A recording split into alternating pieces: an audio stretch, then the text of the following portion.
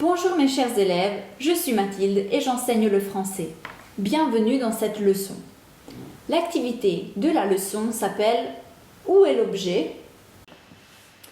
So, the goal of this activity is to present an object in a fun way. Here is the introduction of the activity. Où sont mes lunettes? Ah, elles sont sur mon nez. Je vous demande maintenant d'ouvrir le document que vous avez reçu. Now I will ask my student to open the document and to locate the animal using the right preposition. Où se trouve le chat? Et ici, où se trouve le chat? Now I will ask the students to point out 3 objects present in their room. Maintenant, nommez 3 objets dans la pièce où vous êtes. Par exemple, here is the main task. They will be asked to locate the 3 objects present in the room using the right prepositions. Maintenant, vous allez préciser où se trouvent les 3 objets que vous avez sélectionnés en utilisant à gauche d'eux, à droite d'eux, devant, derrière, à côté d'eux, loin d'eux, entre, sur et dessous.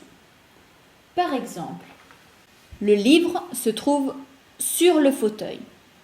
La radio se trouve à côté du fauteuil et le fauteuil se trouve sous la lampe. I will give them the time to write down what they will say during the presentation, and I will invite them to show those objects with their screen when they will speak. Vous avez le temps nécessaire pour préparer à l'écrit ce que vous allez dire.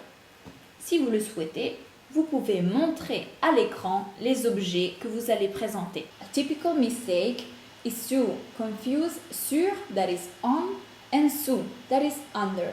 So, if you are a beginner, try to create your own association with another French word, another word in your mother tongue, or even an image in order to be able to recall the difference.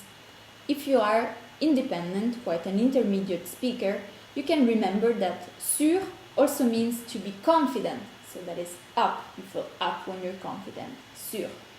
Also in French, sous means coins.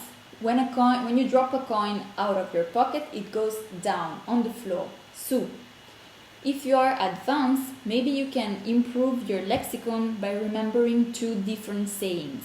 En avoir gros, sur le cœur, having something, a weight on your heart, means that you don't feel quite well because you are oppressed and there is something that worries you. Sur le cœur. Être sous la coupe de quelqu'un, on the other hand, is to be dependent from someone because you are under his or her cup. Not really pleasant. So, did you enjoy this activity? I really hope so.